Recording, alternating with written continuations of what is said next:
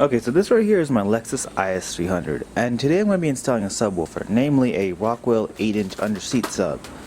And this video is going to be from the perspective of someone who's never installed a subwoofer, ever. Now, the main reason why I got a under-seat sub for this car is a couple of things, actually. One, it's all self-contained, so I don't need to worry about doing an amp and box and everything. And two, I need to save as much space in the trunk of this thing as possible, because I'm going to try and make it a reliable, practical daily, and eventually I'm going to unmod out and turn it in. Well, it's going to be a lightly modified realtor, so I'm going to be driving it around a lot. And I want to have the system, and I've always wanted a car with a subwoofer, and I've just never had one. I've always put all my money into other slightly more vroom vroom things, but subwoofer time it is. Anyway, so step one, I'm going to pull apart I'm going to pull the negative cable off the battery, and I'm going to take out the actual passenger seat of this car. To do that, it shouldn't be too hard considering it's not really bolted in all the way. And then I'm going to start figuring out how to route the sub and everything. Now, the interior of this car is still not really put together because I've never actually finished technically installing the radio. I kind of just do it in stages, and I've had it in there for a while just so that I can roll around with some music.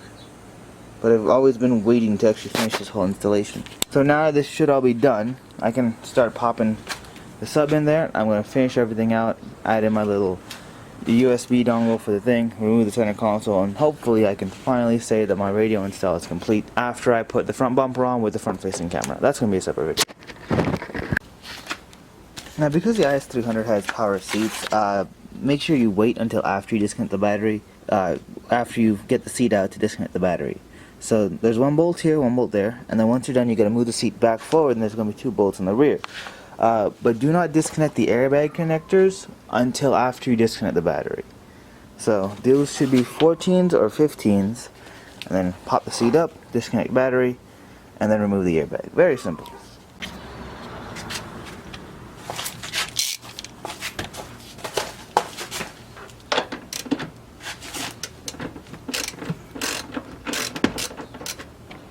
I gotta find these switches. Ooh, why do you not sound happy going forward? Now for the rear. I gotta clean this car up pretty bad. Oh, the rear bolts aren't even yet. Never mind, I don't need to do that. So as far as the actual seat area is concerned, I'm kinda got lucky, because not only can I route wires from in here up to the center console and then to the actual head unit, there's also plenty of space in here to actually do everything. So this sub is a lot smaller than I thought it would be. So it should fit right in there under the seat quite easily. But first I'm definitely going to clean this thing up because it is gross. And if I have the option to actually clean up while I'm here, I might as well, because it looks like it's never been cleaned in here by the last owner or by me. So time to get the shop vac and get this thing clean. And overall, this looks like it's going to be a super easy job to do. I might even get a second one for under the driver's seat. Oh, actually another thing. When I purchased this kit, I was under the impression that it came with all the wiring and stuff to install this. It doesn't, so I got to make a Walmart run to get everything. Yeah. And now for a Walmart run. That came out looking pretty good. I might pull the center console out, clean that, and do it that way so it's a little bit easier on the wires. I do still have to hook up the parking brake safety switch and route the USB cable. So I'll probably do all that today, and then I can pretty much seal up everything. Okay, so it's actually about a day later, and I ended up doing a lot of work late at night. So let me just go over what I've done so far. I've routed all the wires to the actual amp from here. So this right here is a little telephone looking wire that goes from here into the center console up and under the dash. That's going to be my base control knob that's sitting right over there, and that is mounted with some 3M sticky adhesive.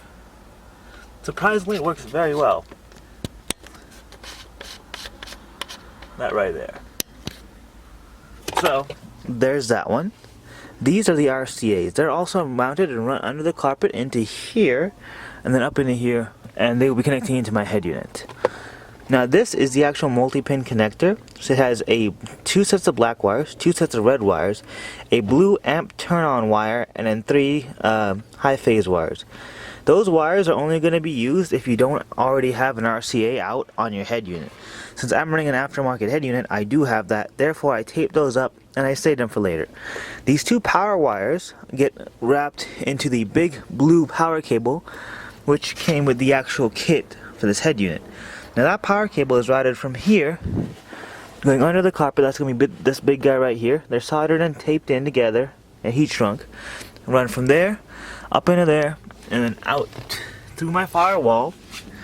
And they're going to be running to my battery, right here. I'm currently in the process of putting the fuse on it, but once that's done, it'll have power. Now, as for my ground wire, that's going to be this black one right here. It's also connected to the same connector, and I used the actual cable that came with the kit. I got a larger connector from AutoZone, and I'm going to use this right here to ground it to the chassis. So overall, installing this is pretty easy. It's just really time consuming because I did have to pull the radio back out, pull my glove box out so I can get some good wiring area, pull the seat out, and do a bunch of work. Now, so far this guy is actually super solid. And I've actually used the supplied bracketry to attach it to the foam insulation and the carpet of the car. I also have some double-sided Velcro on the back, but I'm not too sure how strong that's going to be. So overall, this installation is super clean and super easy to do. And I think once all this stuff is done, you won't even see the wires underneath it. There's going to be no evidence that this car has a tiny little baby sub in it anywhere. And for $100 and some, it's pretty good. I actually ended up using a Walmart amp kit, which is 20 bucks. It's a 500 watt amp kit. I didn't want to go too high because this actual sub itself is only 400 watt. And if you go too high and the fuse is rated for more than 150% of the load of the amp, you run the risk of having it not fail and cut power in case this thing fails. And at that point, you've already got a fireball under your seat. I wanted to avoid that from happening, so I got a 500 watt kit, or 500 amp kit. Watt amp, I don't know, it's one of those two. Point being, I only upside this kit by 100 amp, so it's not that, 100 units. So that should be fine. Okay, so one thing I will admit is knowing for best practices, you want to mount this within 6 inches of the end of your wire. But in my particular instance, I want to actually mount it onto the vehicle right there. I'm going to use some double-sided stick tape and just pop it right on there. Not the best idea, but I don't want it to be visible, and I don't want it to be rattling around in the car, because at AutoZone I've changed quite a lot of batteries, and these things have just been like flopped on there like that, and I do not want that. But yeah, so it's actually pretty simple to do this.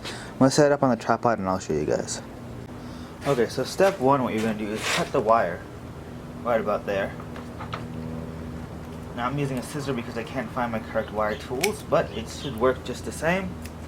Next thing you want to do is pull this guy open just like that. Oh no, the rubber grommet fell. Alright, the next thing you want to do right here is get this guy to about here to see just how long it goes in.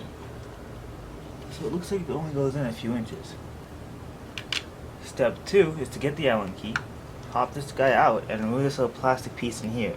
This plastic piece is just meant to keep it center during transport, but you shouldn't need it anymore. There's that right there. So this is going to be a good little indication of how long you want to cut this guy. So it doesn't have to be that long, just like so. At the same time, we put this guy back on, and you can see that's about all you'll need.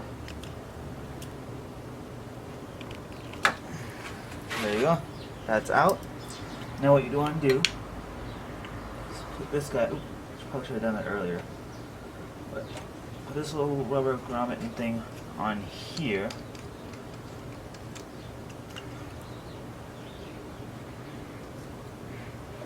This guy goes on here just like that. And the next step is to pop this all the way in and then tighten it with the Allen key. That one is nice and close and super secure. So do the same for this side, and then you should be ready for power. This side's probably going to be easier to show it to you on. So slide that in through there, slide that here, just like so. can pull out the little plastic piece that's already in here by turning it out just like this.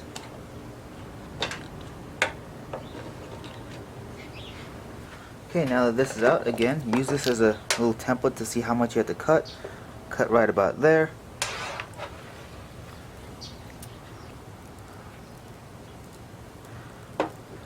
Okay, there. Next step, pop it right on there and slide it right in.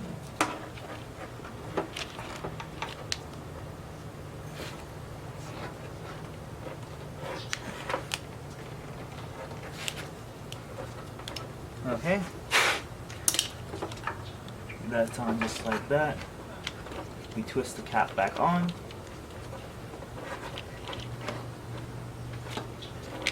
Make sure both sides are secure, and adhesive that there, and route the cable underneath right here so it's nice and hidden.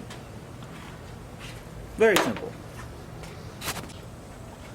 Okay, now here's my little 3M double-sided stick tape, and I'm going to try and use this alone for a while. I'll check on this periodically, see how it's doing, because I really don't want to drill any extra holes into this car. It's already got plenty enough, as you can tell from the last owner. And if this is enough to hold in side molding on cars for 10 to 20 years and hold wings on for some people, I'm sure it can hold this thing on. Okay, so there's that one. Now we got the wire just like so. And it comes right onto here, just like that.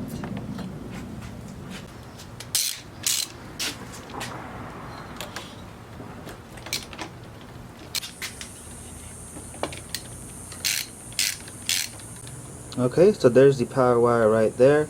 That goes right underneath here to my fuse. The fuse then goes into that little rubber grommet that is going into the firewall right down there. And then that comes out, goes under my little glove box hole. I think you can see it from here, maybe not.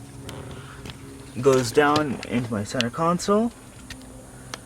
And then from my center console down through here with my RCs and all my other wiring to here. So everything is pretty much hooked up. I'm going to double check everything here and then pop it up. Looks like, and the blue, the light blue goes to the white, the dark blue goes to the red. That's connected, that's connected. Okay, I'm going to clean it up, vacuum a little bit, and then put the seat in and begin to put everything else in. Okay, so here's the seat about to go in. See, there's a sub right there. Everything looks super clean, to be completely honest. And once I think everything is bolted in, you wouldn't even be able to tell this car has a sub in it. All the wiring will be hidden. Everything that would give it away normally is completely out of sight. And I like that. Even my little fuse box is out of sight. My little fuse is gone. So, stealth. But yeah, there's my ground. I'm going to pull this bolt off right here. Pop that in there. I still gotta find another bolt for the other two bolts in the back, especially if I'm gonna have a passenger in this car every once in a while. Well, tap in the little power seat stuff, the heated seat, the airbag, and go from there. Okay, so I now have a slight problem.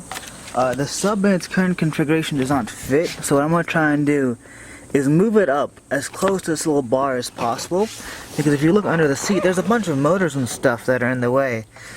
I forgot about this whole power seat shit. If that's the case, I have to find somewhere else to put it, which would really suck considering I cut all the wires to fit already. So let's figure this out.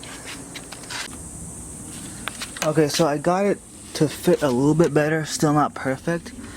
So I ended up having to move the sub all the way up right against this front cross member, and it kind of fits. My big fear is that it's gonna rattle once the bass starts going, but if I have to, I'm gonna put like a small little spacer set, maybe like 1/2 inch, just to raise the seat up a bit and go from there. But yeah, it's the motors and the rails of the seat. If it wasn't a power seat, it wouldn't be that much of a problem. But yeah, I'm gonna put the bolts in, see if it rattles, see if I can get it all 4 in without any issue, and go from there. Okay, so most of that video that you just saw was filmed about a year ago. Now, a lot's happened to this car, including the big brake kit and all that stuff, but it's also no longer running, because I beat the crap out of this motor. The sub, on the other hand, performed really well, and honestly, it's pretty awesome. I just ended up putting 2 shims right there, and lifted the seat like not even half an inch, and it doesn't rub. It hits pretty hard, but you got to keep in mind what you're getting. It's a tiny little sub underneath the seat. There's no large enclosure or anything, so it will definitely add a good amount of bass to your car, but it will not shake the windows and cause your teeth to rattle out. Overall, I'm really happy with this sub. Once I get this car running again, I'm probably going to put a JBL spare tire sub, and then put 2 JBL subs in under the seats as well. And I'll probably move this into my Subaru. And then, well, anyway, I got way more cars to fix. So this car is going to be running in a bit, maybe about a few months. I gotta sort out the coilover situation and get the motor rebuilt. So I need new piston rings, and I'll put the turbo kit on it. Once all that's done, then I'll start uploading videos on this car again. But yeah, you can tell it's been here for a bit. Got the CBR to fix, got the Volvo to fix, got the Mustang to fix, got the Accord to fix. That's going to go to pick apart. Those Cadillac ATS rotors or Brembos are going on the Mustang. Yeah, there's a lot of projects going on right now. But yeah, 10 out of 10, would recommend. Very worth the money, but manage expectations.